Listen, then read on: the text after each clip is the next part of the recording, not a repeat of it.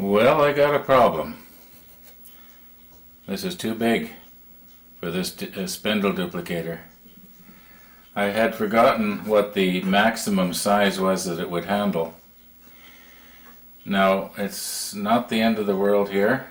I've got another plan. Yeah, I think if I photograph this thing from the side, then I can get the profile. Now, I know there's probably other ways to do it, but I think I'm going to photograph it, and I'll use a telephoto lens and take it from a long way away, and that way the profile is not going to be messed up because I was taking it up close anyway. I think you know what I'm talking about. So, yeah, that's going to set me back a couple hours. You know, I shouldn't make it sound like I'm complaining here. I actually kind of like to do this kind of stuff, but you know, this is not the only little bit of bad news I got this morning. When I was on my way down to my workshop and I passed by my door, I looked out the side window and this is what I saw. Now I realize that the last snow melted, but I don't think this one will. It's too late in the season now. Anyway, let's keep going here.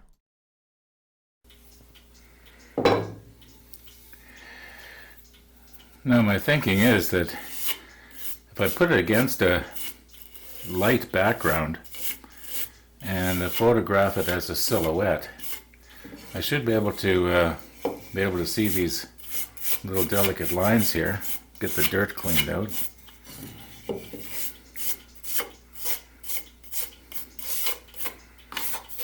Anyway, yeah, this should work.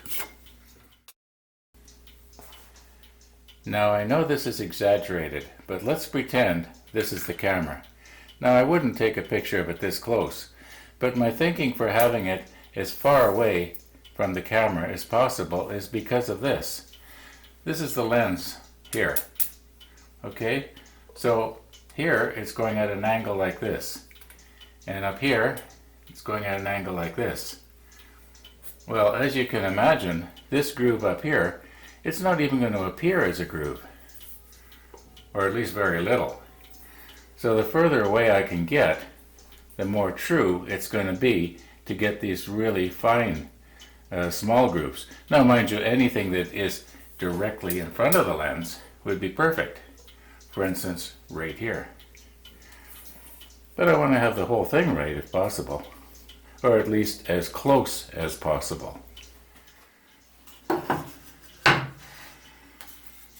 Okay, I'm going to want to have this about on the same level as the camera lens.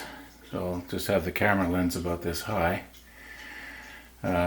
Only it'll be about 35 feet away.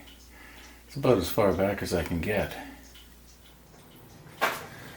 So my thinking now is if I put my light behind the spindle and illuminate only the white door,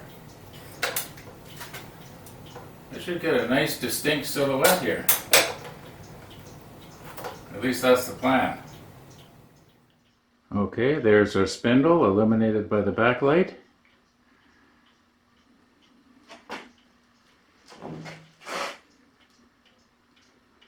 And there's the camera, way over there by that other white door. That's pretty much as far away as I can get them.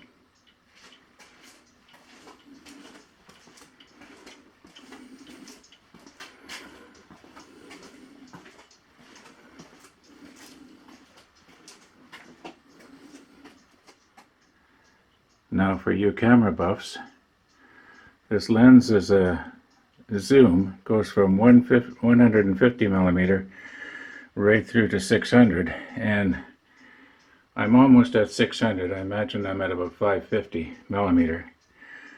This is a full frame lens, or camera rather, and sorry it's a little bit shaky here, but what I'm going to do is I'm going to use the self timer so that I don't shake it with my hand here. Now, I just want to interrupt here now. Please don't anybody comment saying that if I had used mirror lockup, I'd have had even less camera shake, because I would have responded with, yeah, and I could have locked the shutter open and just used the electronic shutter. But if I did all that, you wouldn't get to hear the clickety-clack. Besides, I've been doing this since I was in grade 1. Now, I gotta be honest, I can't remember it from my third or fourth attempt at grade 1. but it was in grade 1. And I'm going to use the autofocus because the autofocus with this camera is absolutely superb. So here we go. Okay, we focused.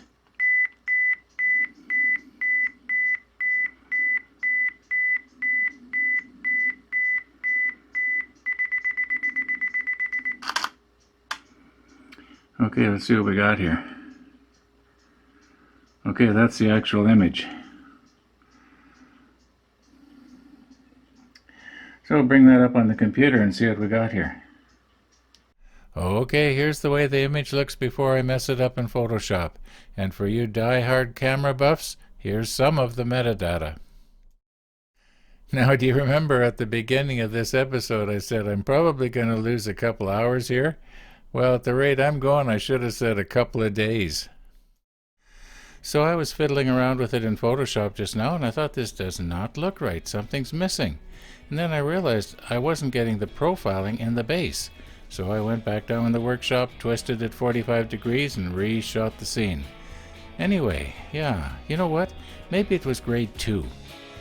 Now, once again, the day has just flown by here. I can't believe that it's actually after 3 o'clock right now here in Winnipeg. And if I want to be able to do a really good job in CorelDRAW and Photoshop, I like to be able to take my time. So I may as well start uploading this onto YouTube so that you'll have at least something to watch here tonight. Yeah, thanks for watching. See you tomorrow.